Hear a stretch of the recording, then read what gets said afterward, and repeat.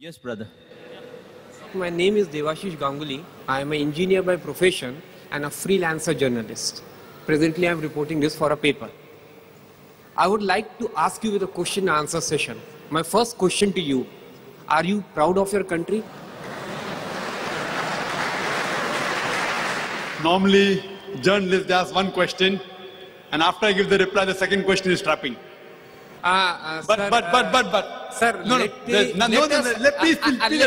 me finish it. Please let me answer, I know. Let me finish to this allegation. Let us have this discussion in free sense of mind. Sure, I'll allow you. Thank you. I'm not blaming you. I'm telling most of the journalists. I'm not saying you are the same category. You may not be.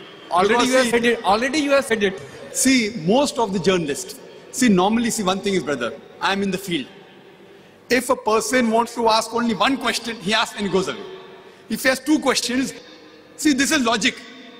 And he's waiting for the first answer. And after I give the first answer, the second question is trapping. If you put both the questions together, then the trap will not be there. But for me, no problem. Answer is the same. Whatever your second question is, I'm proud of my country, India. That's great.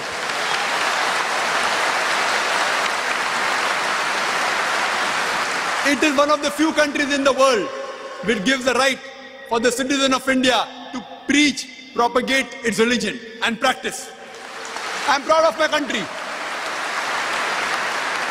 You have answered my second question. I'm proud in many ways. You have answered my second question. Thanks.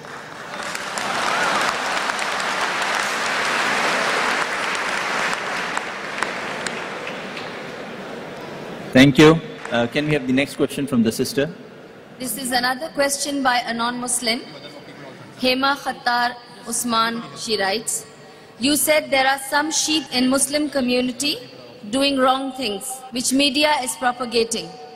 Aren't these Muslims giving media a chance by doing it in the name of religion, which misleads non-Muslims? The question posed by a non-Muslim is a very good question. That there are some Muslims or black sheep in the community. Aren't these Muslims giving a chance for the media to propagate wrong things about Islam? These black sheep Muslims aren't actually Muslims. A Muslim will never do things which are wrong. A Muslim by definition means as a person who submits his will to Almighty God. Now these people who are black sheep, they are pseudo-Muslims. Their name may be Muhammad, Zakir, Abdullah, Sultan, whatever it is. By name you don't become a Muslim. You become a Muslim by deeds. When you submit your will to Allah, you become a Muslim. So these people actually are not true Muslims, but they have Muslim names. So they aren't bothered whether they're giving a chance to media or not, because they aren't bothered about the religion. Because they're not bothered about the religion, but they are not bothered, so they're least bothered what's happening. But I'm blaming the media. Why is the media picking up the minority? If majority of the Muslims are doing this, and then you blame the religion, I've got no problem. But they are picking up this minority. Imagine if I tell you that Hitler incinerated 6 million Jews. Can I blame Christianity for that? If Hitler incinerated 6 million Jews, killed 6 million Jews, can I blame Christianity for that? No. Because nowhere does the Bible say that you have to kill and incinerate 6 million Jews. It will be devilish on my part. So therefore, I am blaming the media more rather than these black sheep. The black sheep are going to be in every community. And I even speak against the black sheep in many of my lectures. But the media is supposed to portray a picture which is true. They can't pick up black sheep and portray as though they're exemplary Muslim. Or they should say, okay, this Muslim has robbed. He's only 1 or 5 or 10 amongst 1 billion Muslims. I've got no problem. But they portray as though every Muslim is doing something wrong. If one Muslim is caught in drugs, as though majority of the Muslims deal in drugs. So this is what the media portrays is wrong, which are object to. The media should portray a fair picture. That's what I want. Hope that answers the question. Yes, brother. Dr. Zakir Naik, congratulations and best of luck for starting Peace TV. I request all the audience to give him a big clap.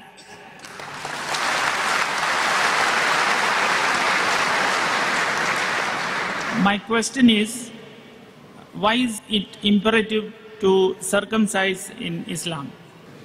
The brother posed the question, is it imperative, is it compulsory to circumcise in Islam? Is it fard? Whether it's not fard. In Islam, it is a sunnah. It's sunnat-e-muakkada, highly recommended sunnah. It is mustahab. It is mustahab in Islam to circumcise. It's not a fard. But there are various reasons for that. I, being a medical doctor, we can give a talk only on why circumcision should be done, but it's a question and answer time. I'll just give you a few points. Today, science tells us that if a man is circumcised, he has less chances of having carcinoma of the penis, of having cancer of the penis. Less chances, negligible chances. If you're not circumcised, there are chances. There are various diseases which can be prevented if a man is circumcised. In circumcision, we cut the prepuce, the foreskin of the organ, of the penis. And here, we realize that where a normal person goes for the call of nature, when he after urinates, there are droplets of the urine remaining in the prepuce, in the foreskin. This causes various diseases. It can cause itching, it can cause inflammation of the skin, it can cause prepucitis, many things. So all these diseases are prevented if you are circumcised. And beyond that, when we go for the call of nature, we even put water, which prevents it further. A person today, science tells us, he enjoys his sexual life more if he's circumcised than non-circumcised. Furthermore, the chances of various other irritation of the skin is not there if you're circumcised. Today, latest research tells us that a man who's circumcised has less chance of having AIDS. The virus of AIDS can spread faster if you're not circumcised. There are various lists of diseases which are prevented. That's the reason today in America, more than 50% of the boys, after they're born, they're circumcised. They are Muslim. Even the Christians in America, the doctor asks the parents, do you want your son to be circumcised? And more than 50% of them are circumcised, not because Islam says that, because they know it is a benefit for the son. Hope that answers the question. Yes, brother. Assalamualaikum. My name is Imran Mohammed. I'm an IT manager. My question is regarding the media and conspiracy theories. How should the Muslim respond to conspiracy theories such as America's trying to take over the world, suppressing Islam, etc., etc.? All too often I'm finding Muslims who are not educated in Islam correctly dive into the conspiracy theories more than the knowledge that we should be acquiring. How should the Muslim respond to the conspiracy theories? The brother has asked the question that how should a Muslim respond to the conspiracy theory by the Americans, etc., against Islam, and we don't have our own knowledge, what should we do? Brother, the first thing we should do is we should know our deen. Unfortunately, most of the Muslims do not know their own religion. That's the reason we are in this problem. If we know deen very well, this media would not have a chance to say what it's saying.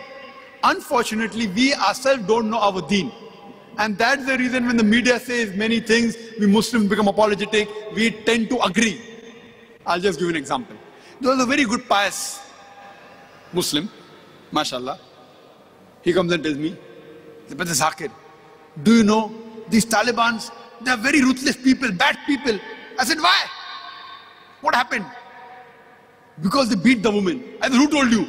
I saw it with my own eyes. Where did you see it? He saw it on BBC.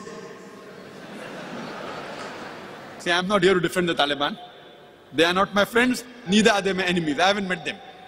I'm not to defend them. But when I keep on traveling, I meet people. I was in Malaysia giving a talk, and there was a couple. Both of them were doctors. There was a gynecologist and a pediatrician. Both of them were doctors. They spent more than a month in Afghanistan trying to help the injured people. And that lady doctor, she told me, the shot they show on the television, a Taliban hitting the woman, they aren't Taliban. I said, how do you know? I said, see, because I've been with the Taliban. I know how they tie the turban. For example, we as non-Arabs, we will not find a difference between the way the ghatra is tied of the Arabs. But Arab knows that the way an Emirati ties the ghatra is different. The way a Saudi ties the ghatra is different. The way a Kuwaiti ties is different. They know, we don't know. So she being with Taliban, she knows that the way the turban is tied in that shot, it can't be a Taliban. So even the shooting they did in Hollywood, where they did, I don't know, they didn't do a good job.